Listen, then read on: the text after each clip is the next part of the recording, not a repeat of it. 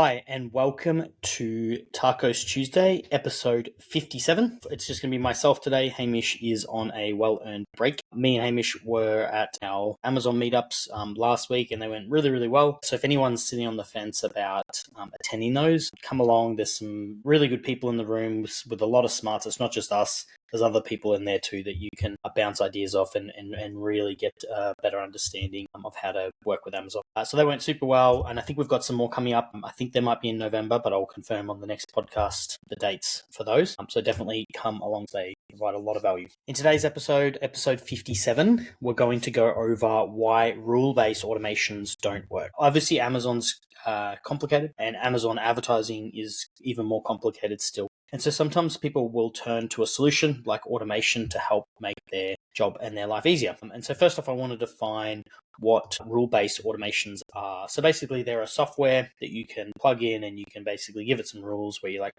this is what I want my ROAS to be, make all the optimizations to make that happen. It's not as simple as that, but that's the general premise of it. And so today I want to talk about why rule-based automations don't work, and part of that reason is because advertising is an art and a science, and so today we're going to be talking about the differences between the art and the science part of advertising. The three main reasons why automation-based software doesn't work for your advertising. The first is that they limit your look-back windows when making optimizations. So whenever we're making optimizations to our advertising, we always want to consider the history, what has happened in the past, and then that helps us understand and make decisions about what we should do in the future. With these automations, you can sometimes only look back 30 days, and it's kind of a fixed window, and so things can change a lot, and sometimes you need to be able to change those look back windows. So for example, a use case might be if you have Prime coming up and you go into a tentpole event like a Prime event, you want to shorten the look back windows, or you want to look back at last year's data,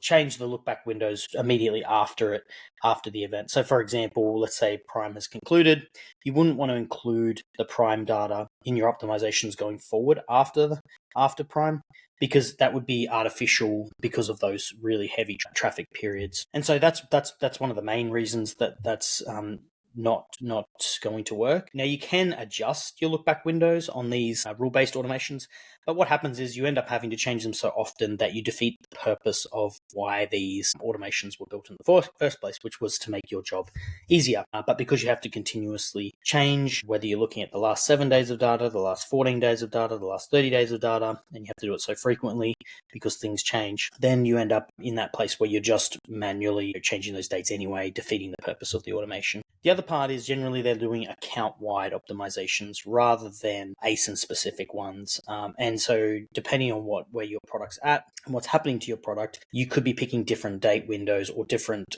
look-back windows for different products. So for example, a product that has just got back into stock or that's currently got a bad review that you need to adjust for that can affect it. And the reason that's a problem is you don't want to have to wait until your average performance looks poor. So for example, if we're looking back at a 30-day window of our data and we're saying, performance looks like this, we want to make some adjustments going forward. You don't want to wait for that average to look better because it'll take too long to make your changes to then adjust to the new dynamic. So that's part of that reason why it doesn't work. The second reason, so all those reasons were kind of all based under the look back window on why they don't work.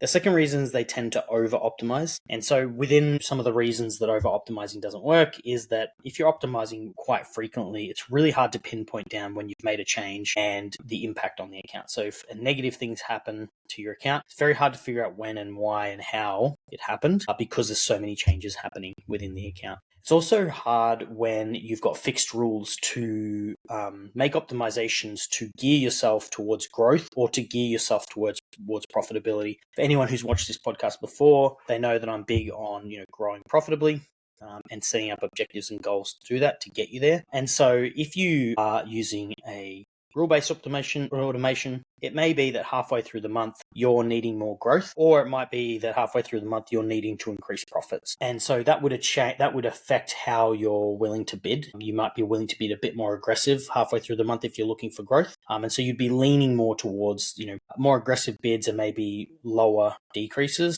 So more increases, less decreases. If you're more profit inclined, you're probably going to be leaning more towards reducing your bids more then you are going to be increasing your bids. And there's no flexibility here for automations. It's just a rule. It'll just look at it and it'll decide that it either fits your criteria or it doesn't fit your criteria, and it doesn't take in the consideration of the overall business goals and objectives as part of it. So that's another piece that doesn't quite work. The other area is that it makes small adjustments each day. If it's doing daily optimization, so over optimizing, it can do small adjustments every day. And what can happen here is basically it's like you end up bidding up very slowly every single day because the rule basically says, I want to hit X, Y target ROAS or this target ACOS, and it continues to lift your bids up and up and up, and because you're still under that performance, and so it's trying to get more traffic because you can afford to get more traffic and more clicks to that search term or that target. The problem with that is that sometimes it's got nothing to do with not getting enough traffic. It's just that target or that search term is a very low traffic keyword, meaning that it doesn't get searched that often. And so by continuing to lift the bids on that search term, what happens is that eventually when you do get a click, you paid well more than what you should have paid for that, purely because of the reason of low data. Now, it's fine when you've only got one of those, but if you've got 1,000 keywords that have very low data, they're very profitable keywords, but there's a lot of them and they don't get searched that often. But because your automation is just continuing to raise the bids, if you don't hit this target, you end up paying way more than you should be because you don't have bid ceilings in place to protect you from that. So that's kind of the second area, which is over optimizing, that we see that rule-based automations have limitations on. The last area is that they're limited to really bidding up and down. And what I mean by that is if you have a dollar bid, they're limited to just increasing your bid by 10% or decreasing your bid by 10%. They don't have any strategy in that bid. So if they're looking back at the last 30 days and they say that you're over your target ACOS or you're over your target ROAS or below your target ROAS, they'll increase or decrease the bid based on that metric. Now, things have changed. Conversion rates have changed in that period of time. And so they don't recalculate your bid and say, what can I afford to pay now? Instead, they just go up or down from the from that place. So you can see how that could be a problem in the sense that it can take a long time to move the bid down to, let's say that you have a bid at $2, you can only afford a $1 bid based on your conversion rate and your average order value. If it's only dropping it by 10% every day, one, it can take a little while to get down to the $1 bid that it needs to get down to. Two, it can overshoot. It can overshoot that bid because it's optimizing every single day. It's not collecting a lot of data, so you end up overshooting and your ACOS then drops too low or your traffic drops completely, and then it starts to ramp the bid up again and it repeats the process up and down like this. They don't factor in placement data in general, so they are siloed in their own little adjustments. So placement data, it might make adjustments to placement data, but it's not considering the bid as it's doing the placement adjustments. And that becomes a problem because you could be pushing placements that you don't want to push, essentially, because you're not factoring that in. The other area was, kind of touched on it already. Up and down by random amount doesn't allow you to recalculate a bid that you can currently afford. Historical ACOS or historical poor performance doesn't mean you always continue to reduce your bid. There are times when, if you're looking at the last 30 days of data, that you may have had a bad ACOS with a lot of data. And then if you continue to look at that 30-day period and continue to optimize, because there's a lot of spend and a lot of volume through that first part of that 30 days, let's say the first 15 days, for example, it heavily influences or heavily weights to a poor ACOS for a longer period of time. So what that means is that when you're making your optimizations, because you're not looking dynamically at the shorter period, your ACOS could actually be really good in the last 7 or 14 days. But because you're looking at that 30 days and there's a lot more weight, as in more data that have come through in that first part, it's affecting your decisions now. And so that's kind of tied back to that look back period, but it's also tied to that the gradual increase or decreases isn't the right way to calculate your bid. It's that every time you calculate your bids, it's a fresh calculation.